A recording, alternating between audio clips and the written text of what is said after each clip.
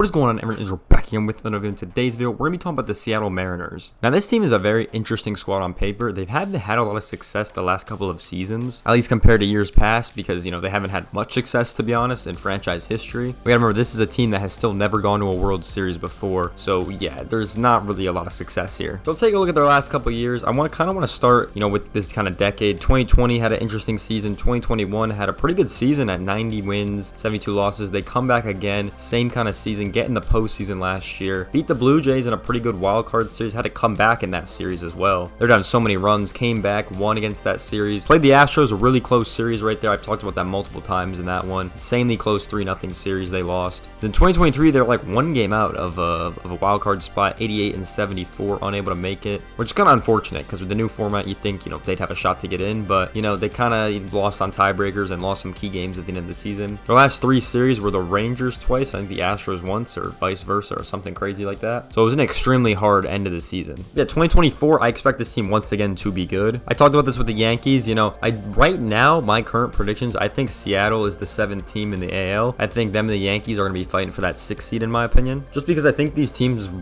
have like similar roles on paper, and I think they're going to be kind of similar, at least right now. I mean, my predictions could change before the season even starts with spring training, I think. But the off-season predictions I have, I don't really have them in. But let's take a look at this team's contracts, because they have some interesting contracts, obviously. Starting off with Julio Rodriguez, obviously on that massive contract, that 7-year contract with the 5 years of options, which are all player options, which is really interesting. Most of the time you'd see that as team options, kind of like the Braves have it set up. So, we'll see how that goes for them long term. Luis Castillo's on here with JP Crawford. And then we got Mitch Haniger, Dylan Moore, and Andres Munoz on here to round out the contracts. They have Polanco on here, but, he just got traded, so that contract's going to be off the board in a minute. And obviously the Mitch Gardner contract is not in here yet, even though he did sign with Seattle in this past offseason. Let me take a look at their arbitration. They don't have too many guys that are going to spend a lot of money in arbitration. Ty France is currently the most at the 7.2 mil mark. So they haven't spent a ton of money in that arbitration phase. What we have on Baseball Reference is about $83.2 million spent with all the arbitration fees. It's about to be $113.9 million, which is pretty accurate. It might fluctuate a little bit from that, but that should be pretty accurate right now, if they don't make any more moves, obviously. Yeah, so the Mariners are going to be really interesting this season. I definitely have this team,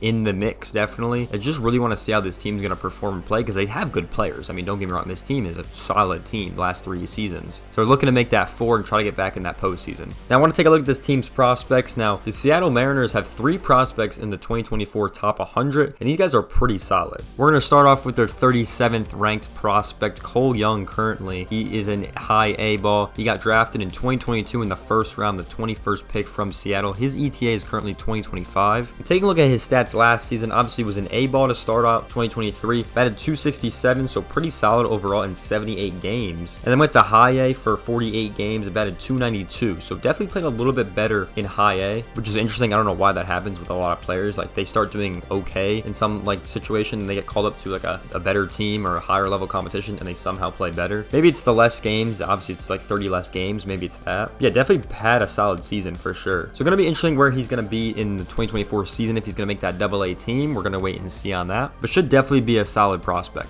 Now, right below him is number 38, which is Harry Ford, who we obviously know a lot about. He obviously is in high A right now. He's drafted 2021, the first pick, 12th by Seattle. His ETA is 2025. So in 2023, he spent the whole season in high A, batted 257 across the board in 118 games. So honestly, decent season overall. I mean, for a catcher, you don't really expect catchers to be insanely good at hitting, at least if you look at all the catchers across the league right now. Obviously, the best ones can hit, but we know Harry Ford for a lot of other reasons as well. If we take a look over at his World Baseball Classic stats with Great Britain this past season, he had 13 ABs in the 4 games he got to play, and he had 4 hits. 2 of those were home runs, and batted 308 in the World Baseball Classic. Also had 2 walks as well. Henry Ford was one of the best hitters for Great Britain. I mean, I remember him playing, even in the qualifiers, he played extremely well too. And he was the big reason they were able to qualify for the tournament, and they're going to stay in the tournament. So Harry Ford's a big reason why Great Britain qualified. They're a big reason why they're in the 2026 World Baseball Classic. Classic, and he definitely means a lot to this country. If we take a look at his qualifier stats, in 11 ABs, he had 5 hits, 3 of them were home runs, drove in 8 RBIs, and had 3 walks, and batted .455 in that World Baseball Classic qualifiers. So once again, this kid is absolutely gross. I mean, he's only going to get better. I mean, we've seen him face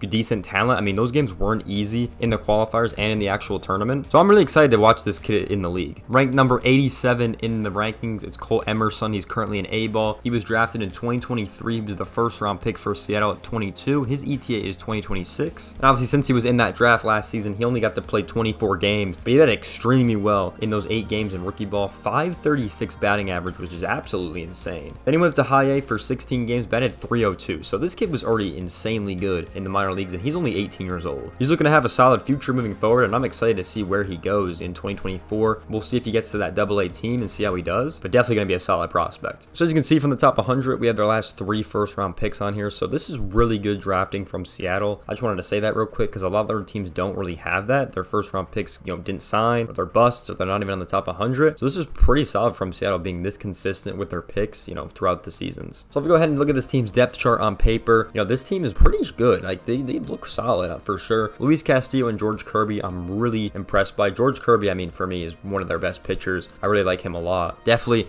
had solid numbers in that World Baseball Classic as well. Take a look at this bullpen. They obviously have Matt Brash and Trent Thuntor, who has been solid pitchers in the past, who I've liked. Andres Munoz as well has been looked pretty good. So it's just interesting to see how many guys they actually bring, because they don't really have a lot in this bullpen compared to other teams. So it's going to be interesting what the final depth chart's going to look like for the squad when the season starts. And obviously, we could take a look at their infield. Cal Raleigh and Mitch Gardner are their current catchers, so I imagine one will DH, one will catch. Then we have Ty France, who will probably start first base. Second base, now that George Polanco has been traded, is going to look a little bit interesting over there. Luis Urias will probably play third base. JP Crawford will probably play shortstop. And then the outfield situation is a little bit interesting as we look into it. Obviously, Julio will probably play center. I mean, that's probably confirmed. I mean, then there's a lot of options they could use for left and right field. Mitch Haniger will probably play right field if I had to take a guess, and then left field, I honestly couldn't tell you. And then, like I said, probably Cal Raleigh will be the DH for this team. So definitely a solid team on paper. What are you guys' thoughts on Seattle? Obviously, a pretty decent team on paper. What are you guys' thoughts on the Seattle team moving forward? So like I said, they haven't seen a lot of success recently, at least in the postseason, but the regular season teams have been really solid recently. I'm kind of interested to see how they're going to do in this 2024 season, see if they can get back in the postseason. So my current prediction for Seattle is they're going to be in 7th place in the AL. I think they barely missed the postseason again. Could be wrong though. There's a lot of chances to get better, a lot of chances to prove me wrong. Obviously, got the trade deadline as well, which will be a really big factor, like it always is. And we're going to see how they perform in the AL. But if you guys do enjoy this video, make sure you guys like, comment, subscribe. I'll see you guys in the next one. Peace out, everyone.